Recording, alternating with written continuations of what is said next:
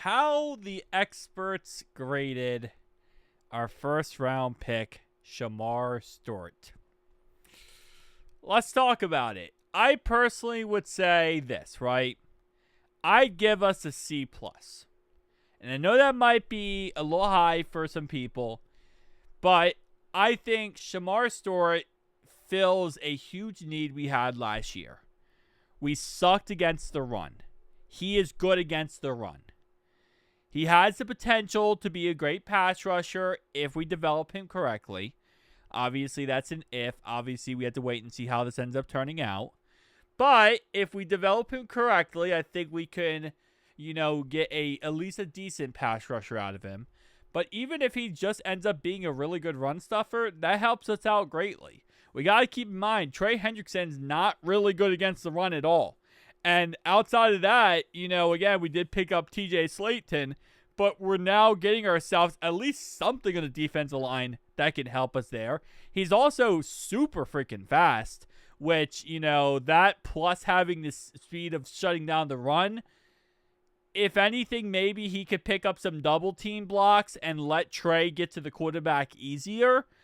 We saw that a lot with the Steelers, how they work with TJ Watt, where, like, for example, Cam Haywood will pick up two different players and then ends up TJ Watt getting straight to the quarterback. So maybe that could help us out in some capacity. Again, it is what it is. We can't change the past.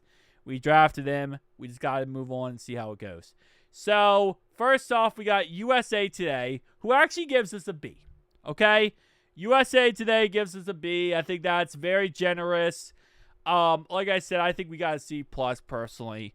But for those who are saying it's going to be an F, come on now. It's not an F. Okay? It's a C plus. But anyway, a B, I think that's pretty generous again. CBS Sports gives us a C. Okay, I don't know how much I care about CBS Sports' opinion after they said we were going to take a quarterback in the 4th round this year. Which right now, with how crazy this draft is going yesterday and how crazy the 1st round was, I guess, who knows? Maybe we'll end up taking Sanders. Yep, let's go. We're going to take a quarterback, Sanders from Colorado. I don't know.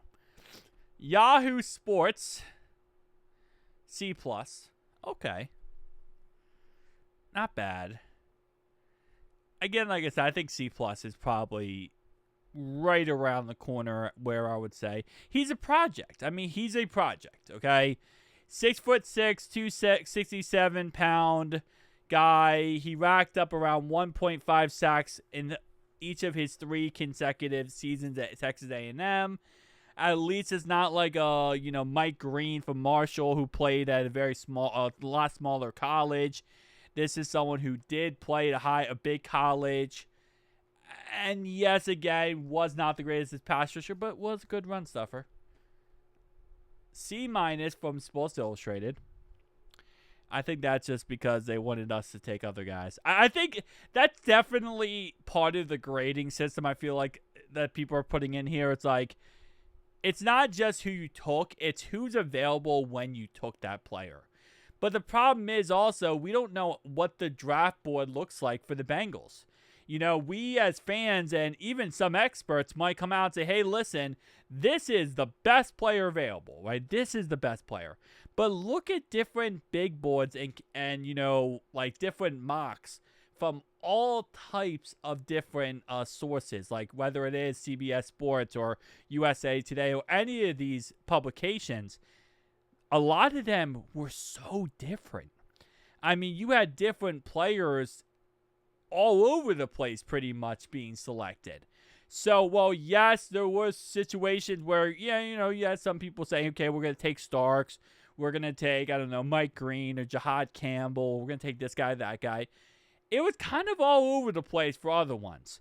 So, that's another factor I feel like people kind of put in the grade too. It's like, because some publications might look at Mike Green and say Mike Green should have been the pick.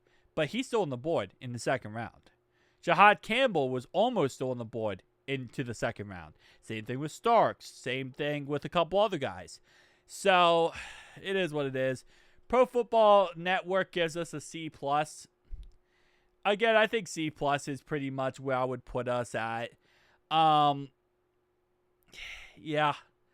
Tell me down below your grade. Tell me down below your grade. I know there's gonna be a lot of people who give us a D, and there's gonna be a lot of people. There might be one person out there who gives us a B. I don't know who I don't know who paid USA Today, but someone paid some good money to USA Today, because I don't know how many people are giving us a B. I'll be honest with you. I think a lot of people are negative about this. And I'm trying my best to be positive. I really am. It's easier said than done because, again, I had my consensus big board. I have my opinions just like everyone does. And that's my big board. And Shemar Stewart was 17 on that big board, And I think a lot of people, like myself included, looks at the players who was available. And if you look at my big board and you see who was available, you would be like, wow, Starks, Green, Campbell, Derek Harmon was available. Jalen Walker just went before us, so that he wasn't available. But, there was a lot. James Pierce Jr. was available at the time. Gray Zabel was available at the time. Both Nick, the safety, and the scorer Tim was available. Josh Connolly Jr. was available. Again, there was a lot of options available. But maybe the Bengals, with their 4 scouts, know a little bit more than us. Because you know what they say? What's better than one brain? 4 brains together. And never forget one thing. We are a drinking town with a football problem. Who dey, boys? Who dey?